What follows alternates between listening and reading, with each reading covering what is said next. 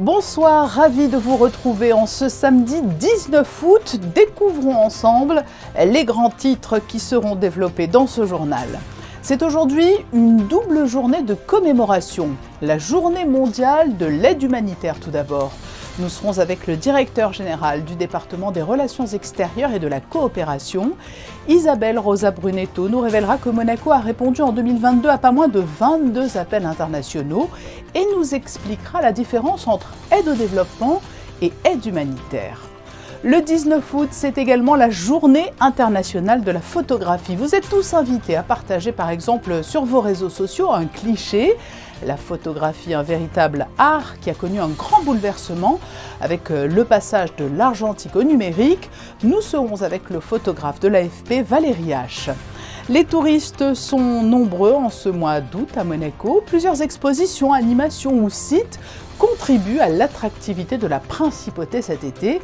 C'est le cas de l'exposition consacrée à Albert Ier au musée d'anthropologie préhistorique. Reportage à suivre. Une marque monégasque a vu le jour récemment. Diana Dorville, c'est son nom, propose des vêtements élégants et fluides. Nous serons avec sa créatrice. Et puis, nous découvrirons les romans d'une ancienne professeure de français de Monaco. Florence Fraisse a trouvé un prolongement à sa passion pour la langue française en continuant de jongler avec les mots en écrivant des livres. Guerre, catastrophe naturelle, à chaque événement douloureux, l'aide humanitaire se met en marche. Monaco a de longue date apporté des réponses aux nombreux appels à une aide d'urgence qui surviennent à travers le monde. Et à l'occasion de la Journée internationale de l'aide humanitaire qui est célébrée le 19 août, nous avons invité le directeur général du département des relations extérieures et de la coopération. Bonsoir Isabelle Rosa Brunetto. Bonsoir Patricia. Cette journée internationale, elle correspond à un marqueur très fort, à une date importante. Malheureusement, nous devons commémorer par cette date l'attentat qui a eu lieu à Bagdad il y a maintenant 20 ans et qui a coûté la vie à de nombreux travailleurs humanitaires. Et c'est à cette occasion que l'ONU a décidé de marquer cette journée comme journée internationale de l'aide humanitaire. Alors, il y a une petite distinction importante à faire en préalable. L'aide humanitaire et l'aide au développement, ce n'est pas la même chose. L'aide au développement se veut avant tout, comme son nom l'indique, des apports pour essayer de faire des progrès dans la société dans laquelle nous investissons. En revanche, l'aide humanitaire, on pourrait tout simplement la caractériser par aide d'urgence. C'est-à-dire que c'est conflit, catastrophes naturelles de toutes sortes, et là il y a un besoin très urgent avec une intervention où les minutes sont comptées pour sauver des vies.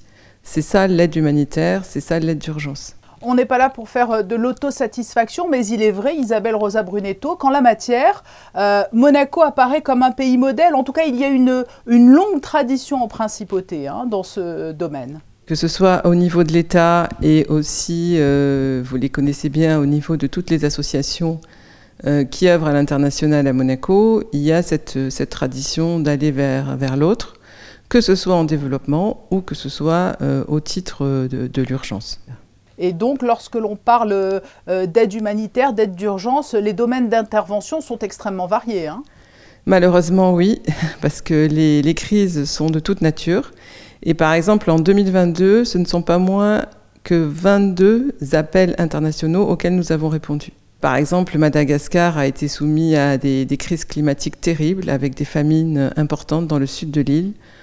Bien entendu, nous sommes intervenus en Ukraine, mais aussi au Mali, au Burkina, en Syrie, en Irak, y compris dans des pays qui ne sont pas justement la cible de notre aide au développement. Nous avons 11 pays qui sont notre cible de développement, mais en aide d'urgence, nous nous interdisons aucune intervention dans un cadre d'une neutralité et d'une impartialité qui font que l'urgence doit être regardée sans distinction. Alors bien évidemment, il y a des enveloppes prévisionnelles et puis les chiffres parlent toujours d'eux-mêmes. Les montants octroyés démontrent combien Monaco est toujours un pays très engagé et réactif. Effectivement, donc nous avons à la fois des crédits qui sont prépositionnés en prévention, c'est-à-dire que nous finançons Par exemple, l'OCHA, qui est l'organisme de réponse aux crises de l'ONU. Nous finançons aussi, par exemple, de la protection civile dans certains pays cibles. Après, nous avons aussi de l'autre côté la réhabilitation et au milieu des deux, malheureusement, l'urgence. Et l'urgence, c'est une enveloppe annuelle qui va croissante. Alors en conclusion, on est en plein été, vous avez cette petite formule amusante, c'est-à-dire que l'aide humanitaire aussi, on peut s'y sensibiliser, on peut s'y intéresser depuis son transat en quelques clics. C'est ça, c'est ça. Il faut penser que les catastrophes naturelles, malheureusement, ça arrive partout. Ça arrive à tout le monde et que la solidarité internationale doit être vraiment au rendez-vous pour aider ces populations, pour éviter, on va dire, que ce qui est une catastrophe devienne quelque chose qui se pérennise et qui soit terrible. Par exemple, après un tremblement de terre, il peut y avoir le développement de maladies si on n'intervient pas de suite. Donc c'est très important et ça n'arrive pas qu'aux autres. Donc oui, en quelques clics, on peut aller sur le site de l'ONU, sur le site de l'OCHA et faire un don, ou sur le site du Programme alimentaire mondial aussi. Et c'est vrai qu'on peut le faire depuis son transat si on a un tout petit peu de réseau. Voilà, c'est important toujours d'éveiller les consciences. Merci beaucoup Isabelle Rosa Brunetto d'avoir été notre invitée. Merci à vous, au revoir. Un nouveau procureur général vient d'être nommé. Il s'agit de Stéphane Thibault. Il prendra la tête du parquet le 1er septembre prochain. Cela s'accompagne également de plusieurs autres arrivées avec la nomination d'un nouveau premier président de la Cour d'appel et de 3 nouveaux juges au tribunal de première instance. On l'a appris aujourd'hui, le décès du général français Jean-Louis Georgelin lors d'un accident de randonnée en Ariège. Ancien chef d'état-major des armées, il supervisait la reconstruction de Notre-Dame de Paris et à ce titre, il avait donné une conférence au mois de juin dernier au One Monte-Carlo, en présence notamment du prince Albert II et du ministre d'État. Parmi les idées de sortie de cet été 2023 à Monaco, il y a plusieurs expositions, dont celle qui permet au musée d'anthropologie préhistorique de suivre les pas du prince Albert Ier qui a conduit, vous le savez, de nombreuses explorations. Le récit de Vanessa Dessy.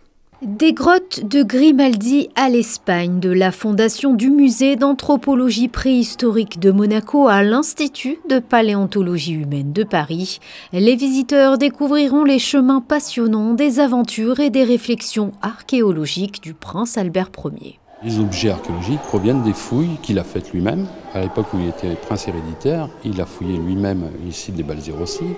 Il a même fait l'acquisition d'une grotte là-bas pour la protéger et la fouiller ensuite. Il a envoyé ses équipes avec ses consignes pour aller fouiller les différents sites des Balzerossi. Et les collections sont venues au musée d'anthropologie qu'il a créé lui-même, qu'il a fondé en 1906. Le musée d'anthropologie préhistorique a été fondé par le prince Albert Ier en 1902 afin de conserver les vestiges de l'humanité primitive.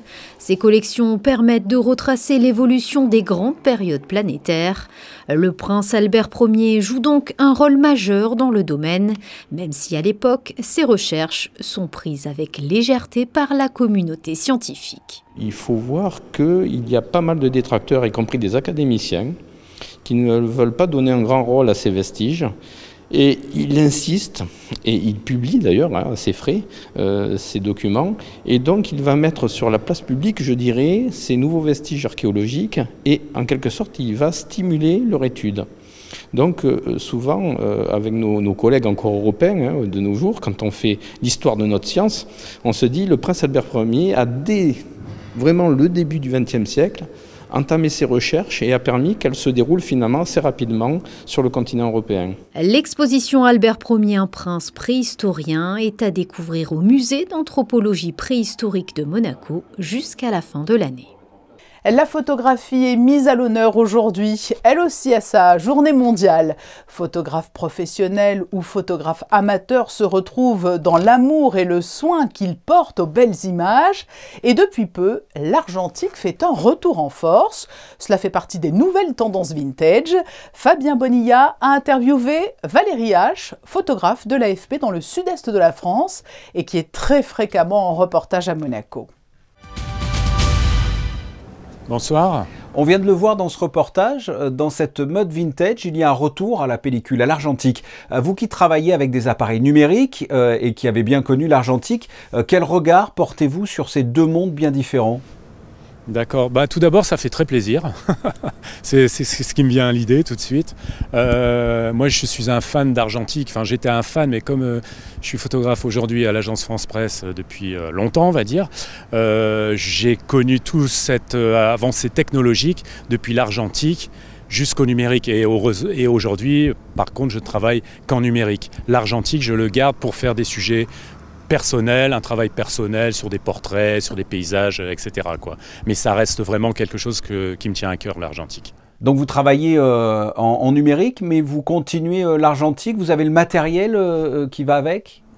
Alors oui, j'ai toujours le matériel. Malheureusement, je ne travaille plus en argentique parce que comme je vous disais précédemment, je suis photographe à l'AFP, je travaille qu'en numérique. Mais j'ai connu toute cette évolution depuis l'argentique, où j'ai commencé à travailler l'argentique, où on développait nos films, on faisait nos tirages nous-mêmes, on envoyait nos photos avec des vrais tirages argentiques. Et après, on est passé en numérique. Alors pour répondre à votre question, oui, j'ai des boîtiers argentiques que j'affectionne particulièrement.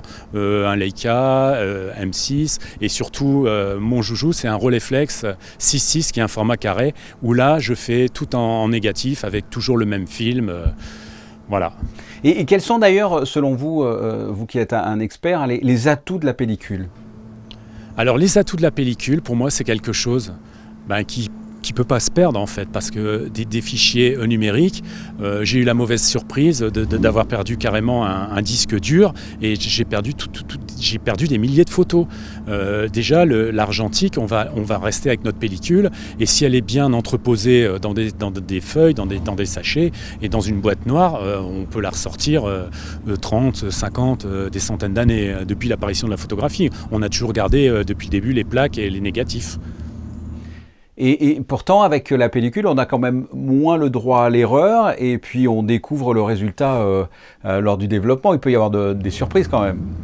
Carrément. Hein, avant, on avait des films de 12 poses, 24 poses ou 36 poses. On n'en faisait pas des centaines et on ne regardait pas le résultat tout de suite, savoir si on était bien exposé ou pas. Non, il fallait être très bon. Hein, il fallait vraiment connaître la lumière. Et voilà, c'était un autre travail, une autre approche. Et de l'autre côté aussi, quels sont les atouts du numérique? Parce qu'il y en a aussi. Hein. Ouais, il y en a. Maintenant, on a des fichiers par exemple, je sais que dernièrement, là, moi je travaille avec Leica, pour ne pas les citer, avec le nouveau boîtier, on a des fichiers de 61 mégas. Donc c'est énorme. Les fichiers sont vraiment exceptionnels. Mieux que les fichiers argentiques. Mais après, comme on disait tout à l'heure, l'argentique reste l'argentique et le rendu du grain argentique sur un beau papier, genre un papier noir et blanc barité, ça reste quelque chose quand on le regarde, c'est une œuvre d'art hein, maintenant, franchement. Et qu'est-ce qu'une bonne ou une belle photographie selon vous? Alors j'ai l'impression de refaire le sketch des inconnus avec le bon et le mauvais chasseur, mais qu'est-ce qu'une bonne photo? Alors une bonne photo, pour moi, c'est une photo simple, lorsqu'on la regarde, tout est dit dans l'image.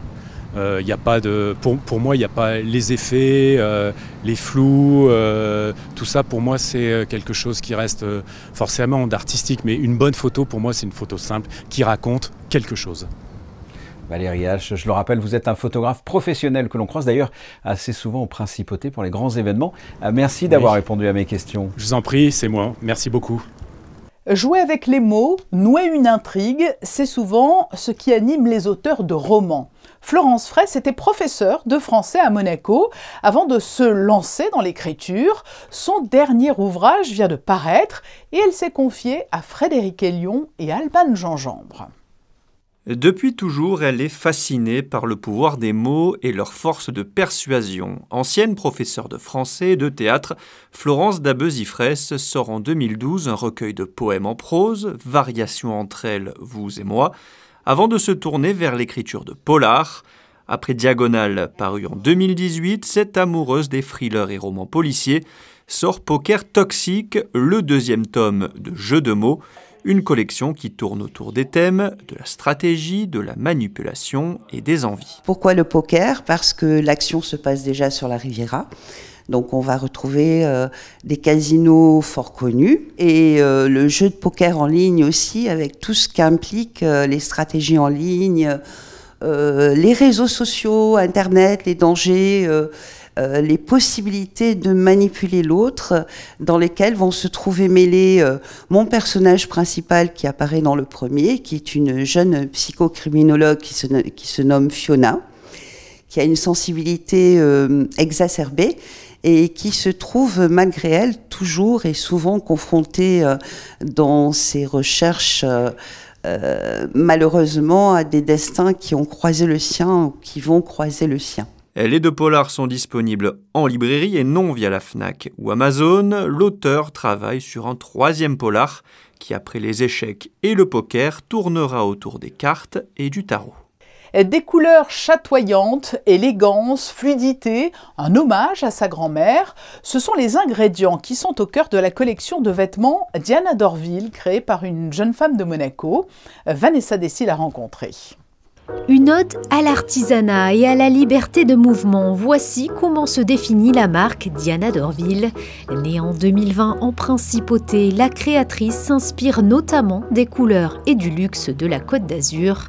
Proximité, circuit court, teinture naturelle, les parures sont confectionnées à partir de matières haute couture, françaises et italiennes, le tout dans une dimension éco-responsable. Inspirée par ma grand-mère, c'est son nom de jeune fille, qui est une de ces femmes très éclectiques, raffinées, un peu des années 60, ce côté un peu aristocrate européen, très, très fun, libre aussi.